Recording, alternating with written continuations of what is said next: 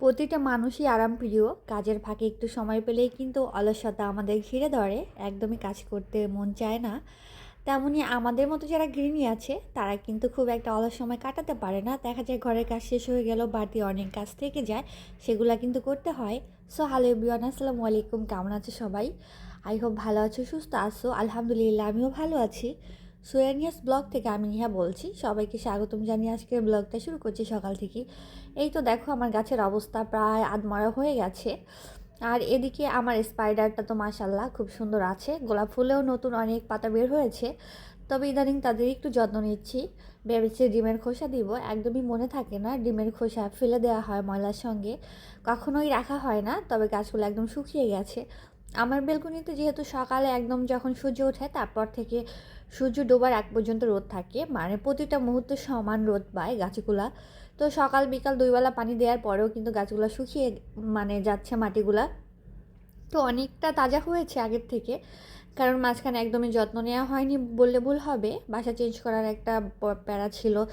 দেন হচ্ছে দুইবার গ্রামে গিয়েছিলাম, সব মিলে না গাছগুলো একদম ফ্যাকাশে হয়ে গেছে। যদিও অনেকগুলো টব ফাঁকা হয়ে গেছে, সেগুলো আর কিন্তু আনাই হয়নি ওই বাসা থেকে। তবে ভেরি সুন আমি অনেকগুলো গাছ কিনবো, অর্ডার করেছি, আর তোমাদের সঙ্গে তো অবশ্যই শেয়ার করব। এদিকে হচ্ছে সব গাছে মোটামুটি পানি দিয়ে নিলাম। পাতাবাহারের অবস্থা দেখো কত খারাপ হয়ে গেছে। যাই হোক, সবগুলো আবার ঠিক হয়ে যাবে আস্তে আস্তে। যত্ন নিলেই রত্ন মিলে, একটা কথা আছে না? তো ওদেরও যত্ন প্রয়োজন, ভালোবাসা দরকার। এই তো একটু ভালোবাসা দিচ্ছি, ওরা আস্তে আস্তে কিন্তু একদম নিজের আবার আগের রূপে ফিরে যাবে। আমরা মানুষেরাও যেমন যত্নের প্রতি, ভালোবাসার প্রতি সবসময় আকৃষ্ট থাকি। একটু যত্ন করে কেউ কথা বললে, একটু ভালোবেসে কিছু বললে, সেটা যেমন আমরা একদম লক্ষ্মী বাদ্য বাচ্চার মতো শুনে থাকি। আমার মনে হয় প্রতিটা জিনিসেরই তেমন একটা কি বলবো, সেন্টিমেন্ট কাজ করে। সেটা পশু পাখি হোক, গাছপালা হোক, তাদের সঙ্গে একটু সময় দিলেই তাদের একটু জীবন্ত লাগে, মনে হয় তারাও বেশ ভালোই আছে। যাই হোক, এই তো আমার আদমরা গাছগুলাকে একটু যত্ন করছি, যাতে ওরা আগের লোকে ফিরে যেতে পারে। এদিকে আমার নয়নতারাও কিন্তু ডাল বেরিয়েছে, গাছটা মরে গেছে। তারপরে গোড়া থেকে ছোট্ট ছোট্ট করে উঠেছে। দেন অনেকগুলো ফুলও ফুটেছে। তো এই তো তোমাদের দেখিয়ে দিলাম, একদমই ফাঁকা হয়ে গেছে ব্যালকনিতে, খুব একটা কিন্তু গাছ নেই। তো বেরিয়েছে, অনেকগুলো গাছ চলে আসবে। সকালে নাস্তা বানাচ্ছি, আজকে পরোটা করছি। তো এদিকে আমার যেহেতু লাইনে গ্যাস খুব একটা নেই, তো এটার জন্য আমি কারেন্টের চুলাতে পরোটা তৈরি করছি। তো জানালা খোলা, এদিকে কেন যেন চুলা হিটই হচ্ছে না। আমি তো বুঝতে পারছি না কেন আমার পরোটা হচ্ছে না। বারবার মনে হচ্ছিল নতুন চুলা কেন হিট হচ্ছে না, এত সময় কেন লাগছে, পরোটা হচ্ছে না। তো এটা সেটা ভেবে হঠাৎ করে দেখলাম যে জানালা দেওয়া প্রচুর বাতাস আসছে, আর তার জন্যই কিন্তু আমার হিট হচ্ছে না। এই জিনিসটা আমি আরও দুইবার লক্ষ্য করেছি। যখনই জানালা কিন্তু লাগিয়ে দিয়েছি তখনই কিন্তু আবার প্রপারভাবে হয়েছে। তো হয়তো কারেন্টের চুলা, এটার জন্য হিটটা কি বাতাসের সঙ্গে কমে যায় কিনা আমি জানি না, কোনো সম্পর্ক আছে কিনা, তবে আমার কাছে এরকমটা মনে হয়েছে। এনিওয়েজ, মা মেয়ে আজকে পরোটাই খাবো। অফ ক্যামেরায় বানিয়ে নিয়েছিলাম আরও আগে, একদম বানিয়ে নিয়ে রেখে দিয়েছিলাম। দেন এই তো প্লেট থেকে তুলতেই পারছিলাম না, দেখো একদম কি বলবো, রাবারের মতো হয়ে গিয়েছে। অনেকক্ষণ যেহেতু বানানো ছিল, ফাইনালি এই তো নাস্তা রেডি। আমি মিষ্টি দিয়ে পরোটা খাবো, আর আমার প্রিন্সেস নিউটেলা দিয়ে খাবে। কারণ ডিম টোস্ট করতে ইচ্ছা করতেছে না, কেন যেন মনে হলো মিষ্টি দিয়ে খাই। মিষ্টি দিয়ে খেতে কিন্তু ভালোই লাগে মাঝে মধ্যে। আমার প্রিয় আপু এবং ভাইয়ারা, যারা ভিডিওটা ওয়াচ করছো, লাইক দিতে ভুলে গেছো, চাইলে একটা লাইক দিয়ে কন্টিনিউ করতে পারো। নতুন কেউ যদি আমার চ্যানেলটা ভিজিট করে, যদি ইচ্ছে করে সাবস্ক্রাইব করে দিয়ে আমার পাশে থেকে যেতে পারো। এই ফুলটা আমার বার্থডে উপলক্ষে আমার হাজব্যান্ড দিয়েছিল, দেখো ফুলটা একদম ফ্যাকাশে হয়ে গেছে। তো আমি আর ফেলিনি, এটা রেখে দিব, ঘর গুছাচ্ছিলাম। তো এই তো ফুলটা সামনেই পড়লো, তো ভাবলাম এটাকে ভালো একটা জায়গায় রেখে দিই। অনেক এরকম আমার কাছে শুকনো ফুল আছে আমার হাজব্যান্ডের দেয়া। তো এই ফুলটাও শুকিয়ে একদম ছোট হয়ে গেছে, হাতের সামনে পড়লো তাই দেখিয়ে দিলাম। এদিকে দেখো আমার নতুন নতুন ক্রিয়েটিভিটি, তোষকটা একটু বেড়ে গেছে। তো ভাবলাম কেননা এই তুলাগুলো বের করে নিই, এটা দিয়ে একটা বালিশ বানাতে পারবো। খাট থেকে বড় হয়ে গেলে তোষক, তারপরে বিছানার চাদর বিছাইলে কিন্তু দেখতে ভালো লাগে না। তো এটার জন্যই তো তুলাটা আমি সেলাইটা খুলে বের করে নিয়েছি, যতটা বড় হয়েছে ততটুকু।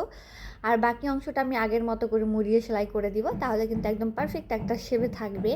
আর তখন বেডশিট বিছালেও কিন্তু ভালো লাগবে। এক বালতি তুলা হয়েছে আমার, দেখো ছোট্ট একটা বালতির। তো এই তুলা দেন আমার আরেকটা তোষকের এইভাবে কেটে আমি আমার পাশের রুমে যে বেডটা আছে ওটা থেকেও বের করেছিলাম। ওটা করেছিলাম আগের বাসায় থাকতে, ওই তুলাগুলো রয়েছে। দেন একটা বালিশ ছিঁড়ে গেছে, তো ওই বালিশের হচ্ছে কাভার লাগবে, ভিতরে কাভার, তো ওটা হচ্ছে আমি বানিয়ে নিয়েছি। ওটা দিয়ে হচ্ছে এই তো এই বালিশগুলো বানাবো। আর ট্রাস্ট মি এগুলো করতে কিন্তু অনেকটা সময়ের ব্যাপার। তো টুকটাক করে হচ্ছে এর আগের ভিডিওতে তোমাদের বলেছিলাম প্রসেস করে রেখেছি। বালিশ 2টা বালিশ হয়েছে, ছোট্ট একটা কুশনও হয়েছে। দেন রান্না করতে চলে এসেছে 12:30 হচ্ছে প্লাস বেজে গেছে, বুঝতে পারছো। ভাত লাউ ভাজি হয়ে গেছে, এদিকে মিক্সড একটা সবজি রান্না করছি। ভাবলাম কেননা তোমাদের সঙ্গে একটু শেয়ার করি, যেহেতু তাড়াহুড়ো করে কাটাকাটি করেছি আর ভিডিও করিনি, কারণ একা হাতে কাজ করলে না অনেক দিকে গুছিয়ে করতে হয়। যেহেতু আমার বাসাটা অনেক বেশি খোলামেলা, প্রচুর আলো বাতাস আসে, আর সঙ্গে ধুলাবালিও ফ্রি। আলো বাতাসের সঙ্গে তো ধুলা ফ্রি, বুঝতেই পারছো। প্রতিদিন ফার্নিচার মুছতে হয়, ঘর ক্লিন করতে হয়। যদি আমার ছোট্ট একটা বেবি আছে, আমার ঘরটা একটু অগুছালো থাকে মাঝে মধ্যেই, তবে কখনোই নোংরা থাকে না, মানে ধুলাবালি দেখা যায়, ময়লা টয়লা কখনোই থাকে না। তো এই তো ব্রকলি সবজি রান্না করছি, মিক্সড একটা সবজি। আর এই সবজিটা কিন্তু খেতে ভালোই লাগে, আমার বাচ্চাও পছন্দ করে, আমার হাজব্যান্ড আমরা খাই। এদিকে হচ্ছে আমার কাজের আপা এই তো কাপড় হচ্ছে ভেজাচ্ছে, আর আমি অনেকগুলো বোত্তা শাক নিয়ে বসছি। রান্না হচ্ছে, কারণ এগুলো আর আজকে রান্না করব না, বেছে রেখে দিব, না হয় নষ্ট হয়ে যাবে। তো ভাবলাম একটু কথা বলি আপার সঙ্গে। অনেক দিন কাজের ভাত খাই না, আমাদের এলাকায় হচ্ছে টকে একটা ভাত রান্না করা হয় ভর্তা দিয়ে খাওয়ার জন্য। কাজের ভাত খাবো, এটার জন্যই তো আমার হচ্ছে এই কি বলে এটাকে ভুলে গেছি, মাটির যে জগটা, এটা অনেক আগে কিনেছিলাম স্টুডেন্ট লাইফে দোল চত্বর থেকে।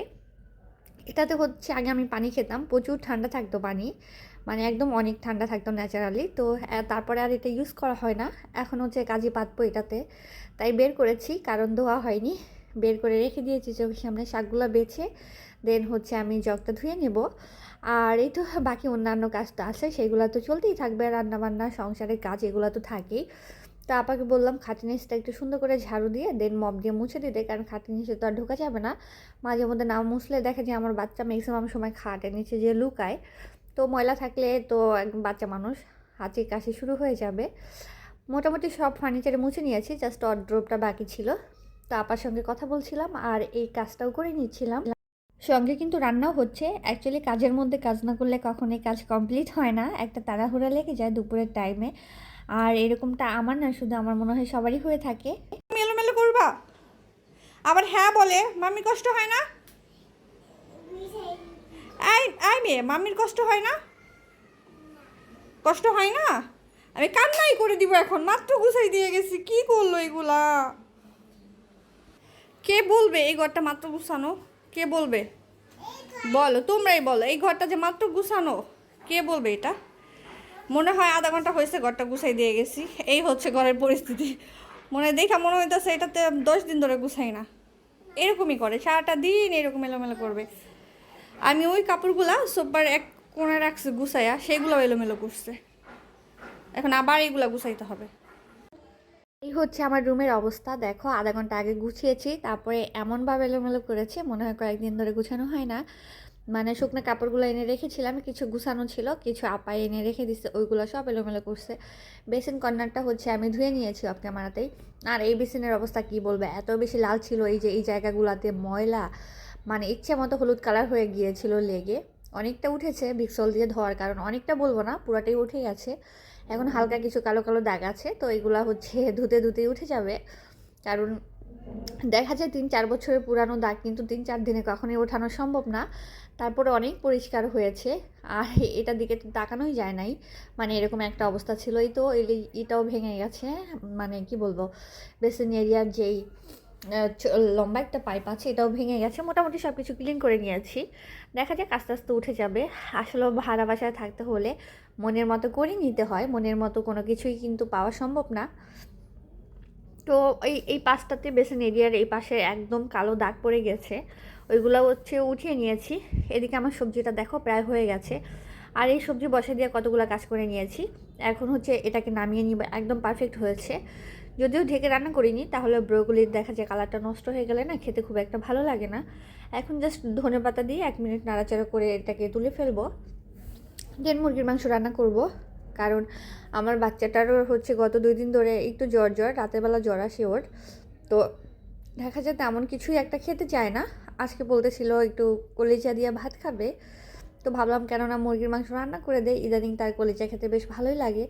যদিও মুরগির কলিজা আমি খুব একটা দিতে চাই না, পোলট্রি মুরগিরগুলো তো কখনোই দেই না। তো যে দেশি মুরগির কলিজা তো একদমই ছোটো হয়, তো ওটাই দেই। আর বেশিরভাগ সময় গরুর কলিজাই ওকে খাওয়ানো হয়। তো বাচ্চা আবদার করেছে যেহেতু, গতকালকে রাতে ওর জন্য একদমই ঘুমাতে পারিনি। কারণ আমার বাচ্চার হচ্ছে যখন 2.5 বছর বয়স, 2.5 বছর না সরি 2 বছর কমপ্লিট হয়েছে, তখনই হচ্ছে ওর মানে একবার জ্বর হয়েছিল, তখন খিঁচুনির প্রবলেম হয়ে গেছে। তো ডাক্তার দেখানোর পর ডক্টর বলছে 5 বছর পর্যন্ত একটু রিস্ক আছে, তারপরে আর সমস্যা নেই জ্বর টর হলে। তো কালকে জ্বর দেখে তো আমার অবস্থা খারাপ হয়ে গেছে, খুব ভয় লাগতেছিল। আর ওই দিনের কথাই মনে পড়তেছিল যে গত বছর তো আমার বাচ্চাটা এইরকম হয়েছে। তো তার জন্য না আমি আর ঘুমাতেই পারিনি। দেন 4:30 বাজে ওর জ্বরটা একদম ছেড়েছে, ঘাম দিয়ে শরীর ঠান্ডা হয়েছে, তারপরে আমি ঘুমিয়েছি। এর আগে আর ঘুমাইনি, কেন যেন মনে হচ্ছিলো আমি যদি ঘুমিয়ে পড়ি, ওর যদি ঘুমের মধ্যে জ্বরটা বেড়ে যায়, খিঁচুনি উঠে যায়, তাহলে কি হবে। টোটালি আমি ঘুমাতে পারিনি। 4:30 বাজে ঘুমিয়ে আবার 8টার দিকে উঠে গেছি, ঘুমও লাগতেছে, মানে সব কিছু মিলে বুঝতে পারছো। রান্না বান্না, দুপুরে কাজ, ঘরের কাজ। অবশ্যই ভেবেছি বিকালে একটু বাড়তি কাজ করব, কারণ যেহেতু রমজানের বেশি দিন নেই। আমার কতগুলা হচ্ছে বিছনার চাদর, ওইগুলা সেলাই করব, অনেকগুলো বালিশের কাভার হবে, প্রায় দেখা যায় 7-8টা বালিশের কাভার বানাতে হবে। বিছনার চাদর আছে, 2-3টা ড্রেস আছে আমার। দেন সামনের মাসে আমার বাবুর বার্থডে, ওর জন্য ভেবেছি সুন্দর করে একটা লেহেঙ্গা বানিয়ে দিব আমি। তো তার জন্য গছ কাপড় কিনতে যাব। এই যে গত 2 দিন আগে শপিং করতে গেলাম, তখন না আমার মাথায় ছিল না, দ্বিতীয়ত হয়েছে শুধু আমি ঘরের জিনিসপত্র কিনতে গিয়েছি, তার জন্য আর কেনা হয়নি। অনেকগুলো কাজ একসাথে নিয়ে গেলে না হয় না। তবে সুন বেরোবো আমার বাচ্চার ড্রেসের কাপড় কিনতে। এদিকে তো আমার বাচ্চাকে গোসল করে দিয়েছি, আমিও একদম প্রপার সব কাজ করে নিয়েছি, রান্নাঘরটাও ডিপ ক্লিন করেছি, বাট তোমাদের সঙ্গে শেয়ার করিনি। কারণ হচ্ছে 2 দিন আগে যে ছিটা রুটি পিঠা বানিয়েছিলাম, তো দেখা যায় কি তারপরে তো ক্লিন করেছি, বাট ডিপ ক্লিন করা হয়নি। আর ছিটা রুটি বানালে কিন্তু চারপাশে এত বেশি নোংরা হয়ে যায়, তো সেখান থেকে তেলাপোকা হওয়ার একটা সম্ভাবনা থাকে, তাই আজকে একটু ডিপ ক্লিন করে নিয়েছি। এই তো মুরগির মাংস, সবজি, লাউ ভাজি, আর এখানে মিষ্টি কুমড়ার তরকারি আছে, এটা গতকালকের। তো এটাও নিয়ে নিয়েছি যাতে একবারে খাওয়া হয়ে যায়। মুরগির মাংসটা আমি হচ্ছে বেড়ে নিয়েছি, সবজিটা একদমই মানে আমি যে এরকম পছন্দ করি ওইভাবেই করেছি। লাউ ভাজি, আজকের মেনুতে এগুলাই ছিল। এখন হচ্ছে মামিয়ে খেয়ে নেওয়ার পালা, প্রচুর ক্ষুধা লেগেছে। তো আজকে দুজনে একসঙ্গে বসবো খেতে, কারণ ম্যাক্সিমাম সময় হয় আমি আগে খাই, ওকে খাওয়াই দিই, কারণ ওর খেতে অনেক সময় লাগে, তারপরে আমার আর খাওয়ার মতো ধৈর্য থাকে না। তো আজকে আমারও ক্ষুধা লেগেছে, আর আমার বাচ্চাটারও কিন্তু ক্ষুধা লেগেছে, একসঙ্গে খেয়েছি। এই তো দেখো এদিকে হচ্ছে আমি এই জগটাকে পরিষ্কার করে ধুয়ে শুকিয়ে নিচ্ছি, দেন কাজিও পেতে ফেলেছি, মানে চালগুলো ধুয়ে পানি দিয়ে রেখে দিচ্ছি। কীভাবে কাচি পাততে হয় আমি জানি না, আমার দাদুকে ফোন দিব, দেন জিজ্ঞেস করব। আর কখনো কিন্তু এটা রান্নাও করা হয়নি, অনেক দিন পরে হঠাৎ করে খেতে মন চাইলো, যে মঙ্গলবার যেহেতু আমার হাজব্যান্ড বাসায় থাকবে, সো মঙ্গলবার দিন ইনশাল্লাহ কাজের ভাত রান্না করবো, যতটুকু টক হয় তো অতটুকুই হবে। তো সব কিছু কমপ্লিট করে নিয়েছি, এখন একটু চা খাবো। আর আমার বাচ্চাকেও ঘুম পাড়িয়ে দিয়েছি, যেহেতু শরীরটা ভালো নেই, তাই ওকে আর জাগতে দেয়নি। আজকে ভিডিওটা এই পর্যন্তই ছিল, কেমন হয়েছে কমেন্ট করে জানিয়ে দিতে পারো। সবাই ভালো থেকে সুস্থ থেকো, সবার জন্য অনেক অনেক দোয়া ভালোবাসা থাকবে। আল্লাহ হাফেজ।